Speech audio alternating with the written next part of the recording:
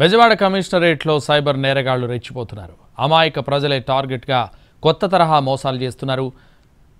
ప్రజలను ఫోన్లలో బెదిరించి ఆశపెట్టి భారీ ఎత్తున డబ్బును కొల్లగొడుతున్నారు. ముంబై క్రైమ్ పోలీసులమని ఒకరు, ఫోన్లను హ్యాక్ చేసి మరొకరు, సీఎం కార్యాలయ సిబ్బంది అంటూ మరొకరు సైబర్ నేరాలకు పాల్పడుతున్నారు.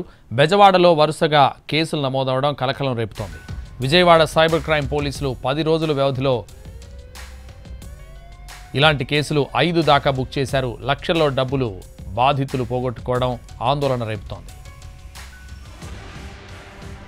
సైబర్ నేరస్తుల ఉచ్చులో పడకుండా తీసుకోవాల్సిన జాగ్రత్తలపై సైబర్ పోలీసులు ప్రజలకు ఎంత అవగాహన కల్పించినా అంతకు మించిన ఆలోచనలతో సైబర్ దొంగలు నేరాలకు పాల్పడుతున్నారు. బెజవాడలో గత 10 రోజుల కాలంలో వరుసగా నమోదైన కేసుల చిట్టాను పరిశీలిస్తే బాధితులకు అవగాహన లేకపోవడం సైబర్ నేరగాళ్లకు కలిసొచ్చే అంశమనేది స్పష్టంగా తెలుస్తోంది. విజయవాడ భవానీపురానికి చెందిన మహిళకు గత నెల 28న ఫోన్ కాల్ వచ్చింది. మీ పేరుతో కొరియర్ వచ్చింది, అందులో మత్తు పదార్థాలు, పాస్పోర్ట్లు, నగదు ఉన్నాయి, విచారించారంటూ అవతలి వ్యక్తి చెప్పాడు.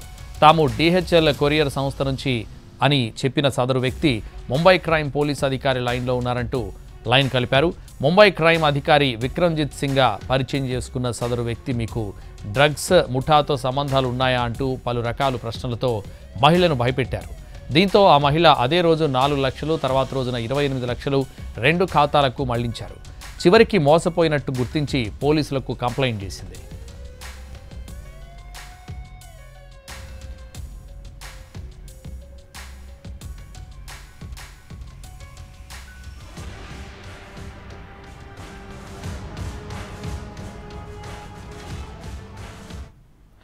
గత నెల 29న నందిగామకు చెందిన ఓ మహిళకు బ్యాంకు నుంచి ఫోన్ చేస్తున్నట్టు చెప్పిన సైబర్ నేరగాళ్లు ఈకేవైసీ చేయాలని చెప్పారు. ఈకేవైసీ అప్డేట్ చేయకపోతే pan card, bank account freeze అవుతాయని చెప్పి అప్డేట్ కోసం లింక్ పంపుతున్నారని చెప్పాడు. ఆ లింక్ను క్లిక్ చేసిన మహిళ వివరాలు నమోదు చేసింది. తర్వాత కొద్దిసేపటికి 2 సార్లుగా 4.99 లక్షలు 10,000 విత్డ్రా అయ్యాయి. దీంతో బాధిత మహిళ మోసపోయినట్టు గుర్తించి పోలీసులను ఆశ్రయించింది. ఇక సీఎం చంద్రబాబు వ్యక్తిగత కార్యదర్శి అంటూ నగరంలో ఉన్న పారిశ్రామికవేత్తలకు, పలువురు ఉన్నతాధికారులకు గత వారంలో ఫోన్లు వెళ్లాయి. జాతీయ స్థాయి క్రికెటర్కు స్పాన్సర్ చేయండి, అతని బ్యాట్పై మీ కంపెనీ గుర్తుతో ప్రచారం చేస్తారని, కొందరికి తిరుమల దర్శనాలు చేయిస్తానని కొందరు ఈ ఫోన్లు వెళ్లాయి. వాట్సాప్ డీపీగా సీఎం చంద్రబాబుతో దిగిన ఫోటో పెట్టి కాల్స్ చేశారు. ఈ విషయం గతంలో సీఎం చంద్రబాబుకు వ్యక్తిగత కార్యదర్శిగా పనిచేసిన పెండ్యాల శ్రీనివాసరావు దృష్టికి వెళ్లడంతో ఆయన సైబర్ పోలీసులకు ఫిర్యాదు చేశారు. 6 ఫోన్ నంబర్ల నుంచి ఈ విధమైన ఫోన్లు వచ్చినట్టు పోలీసులు గుర్తించారు. విచారణ చేపట్టారు.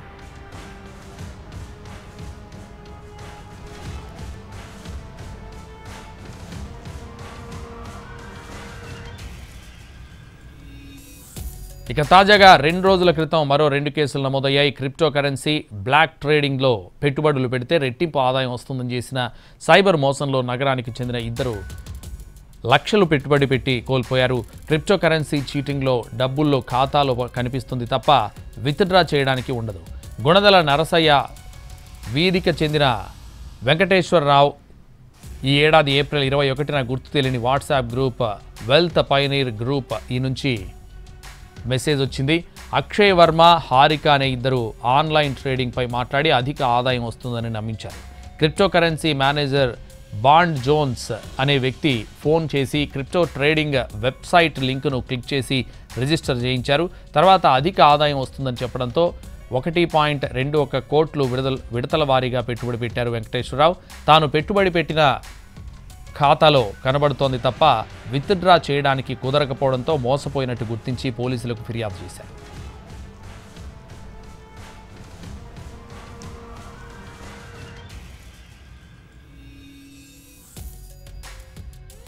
ఇదే విధంగా విద్యాధరపురానికి చెందిన భానుప్రకాష్కి ఈ ఏడాది మార్చి 27న ఇందర్ సింగ్ అనే వ్యక్తి నుంచి మెసేజ్ వచ్చింది. Online trading Indian stock market research group పేరుతో ఉన్న వాట్సాప్ గ్రూప్లో భానుప్రకాష్ను యాడ్ చేశారు.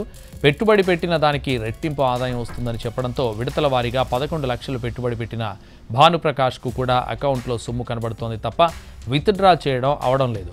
విత్డ్రాకి సంబంధించిన వ్యవస్థ అంతా సైబర్ నేరస్తుల చేతిలో ఉన్నట్టు పోలీసులు గుర్తించారు. మొత్తం 13 అకౌంట్ల ద్వారా నేరానికి పాల్పడినట్టు పోలీసులు గుర్తించారు. సైబర్ నేరగాళ్లు కొత్త మాటలు చెప్పి ప్రజలను భయపెట్టి ఆశపెట్టి మోసం చేస్తున్నారని పోలీసులు చెబుతున్నారు. సైబర్ నేరస్తులు వేరే ప్రాంతాలలో ఉండి ఈ నేరాలకు ఆపరేట్ చేస్తుండడం వల్ల వారిని పట్టుకోవడానికి సమయం పడుతోందని, అకౌంట్స్ను సీజ్ మాత్రమే పోలీసులు చేస్తున్నారు. కొత్తగా బాధ్యతలు చేపట్టిన పోలీస్ కమిషనర్ రాజశేఖర్ బాబు సైబర్ నేరాలపై ప్రత్యేక ఫోకస్ పెడతామని చెప్పారు.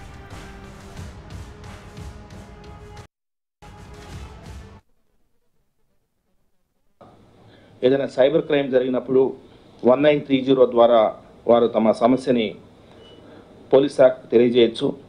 అయితే వీటన్నిటిలో కూడా కొంత నిర్లిప్తత, కొంత రెస్పాన్స్ సరిగా లేదు అన్న సందర్భాలు కూడా కొన్ని ఉంటుంటాయి. సో వాటన్నిటిని పరిష్కరించుకొని ముందుకు వెళ్ళాల్సిన అవసరం ఉంది. ఎందుకంటే ఈరోజు మీరు చూస్తే పోలీస్